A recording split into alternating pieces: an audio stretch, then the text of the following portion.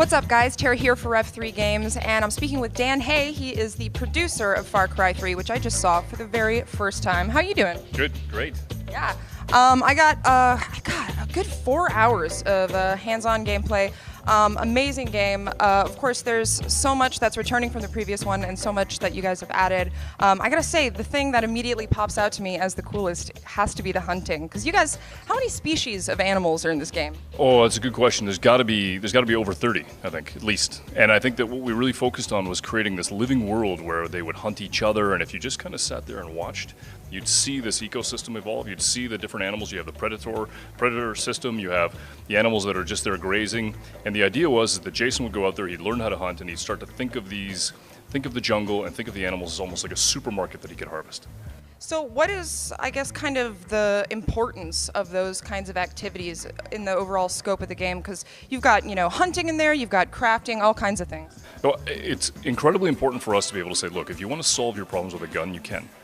But what we want to be able to do is offer you the enticements of, look, if you want to carry more than one weapon, you can do that. You can go out and you can craft a larger holster, you can craft a larger loot rucksack so that you can carry more stuff.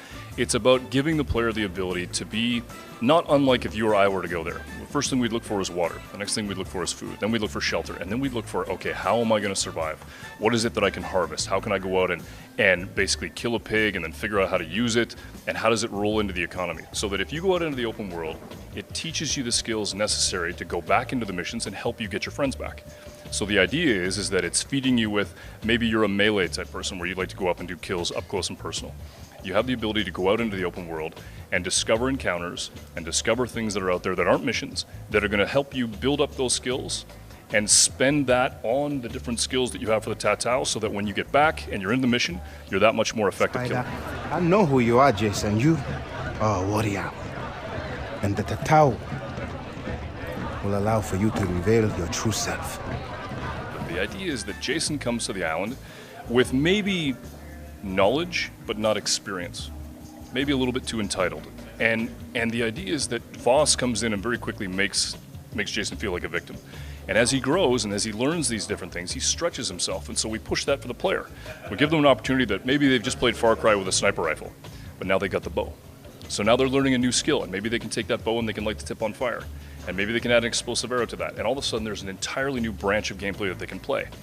And if we had have just said, well, you have to, they maybe would have balked at that. But now it's just an enticement so they can find out that they're really a bow hunter. They're really somebody who likes to go and do melee kills. They're really somebody who likes to go in and just shoot it up and just destroy everything. It's entirely how they play.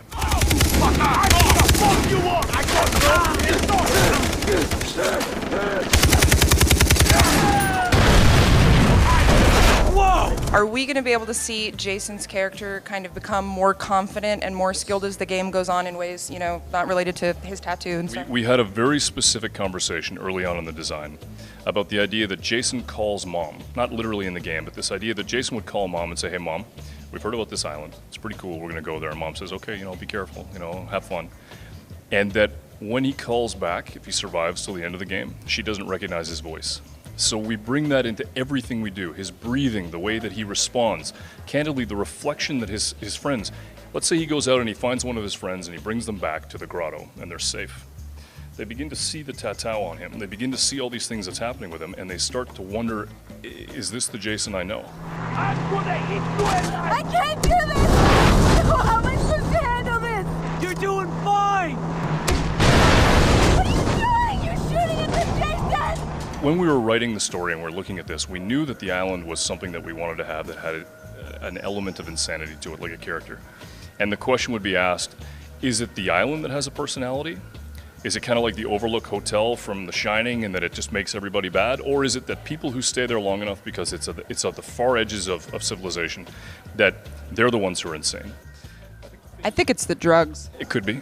But we try not to answer the question. We want players are intelligent. Let them ask their own questions. Let them come to their own answers. The reality is, we created this witch's brew of an insane cast of characters on the middle of nowhere in a lush, beautiful environment, and we want the players just to experience it.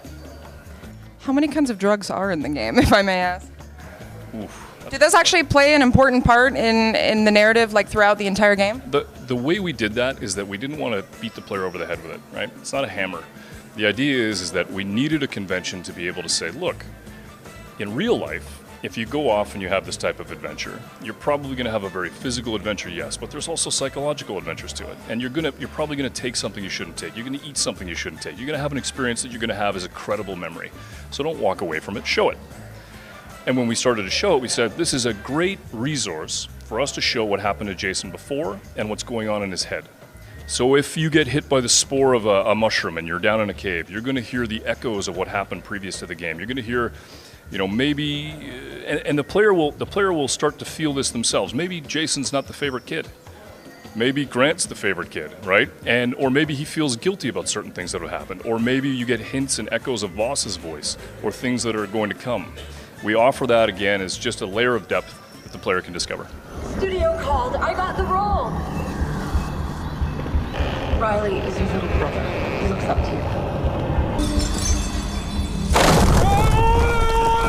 Going back to Far Cry 2 for a second, was there anything that you noticed was missing after Far Cry 2 and you were like, man, we really got to put that in the third one? Yes, I think it was a matter of we looked at the forums, we listened to what people were saying, and what we heard a lot of was, please, no malaria. So we're like, okay, fine, no malaria. And then the other thing folks wanted was, it's a first-person shooter. You are your weapon. So please, no degradable weapons. And we said, no problem. But I think the biggest change that we made is the idea that once you take over an area, it's yours. You go into an outpost, you take it out, they're not going to respawn. Once you take that outpost, it's your little castle, and from there, you have fast travel to dart all around the world if that's how you want to play. How long can people expect to stay in the campaign for? I think if you play the campaign and you really focus just on the story, and you're not enticed, although I find it incredibly hard to believe that the open world won't entice you, I could imagine somebody could get through it in about 18 to 20 hours. I played the open world and the game, and it took me roughly 5 days, 10 hours a day, and I didn't finish all of the open world. I didn't even get close. So the reality is the game has a breadth and a depth that you make it. It's how you play. Well, I'm definitely looking forward to it. This is coming out December 4th, right? Wow, not very long from now. Dan, thank you so much for talking with me. You guys, we're going to have more Far Cry 3 videos before December 4th. I know it. I can feel it in my heart. So make sure you're subscribed here to youtube.com/rev3games so you don't miss any of them.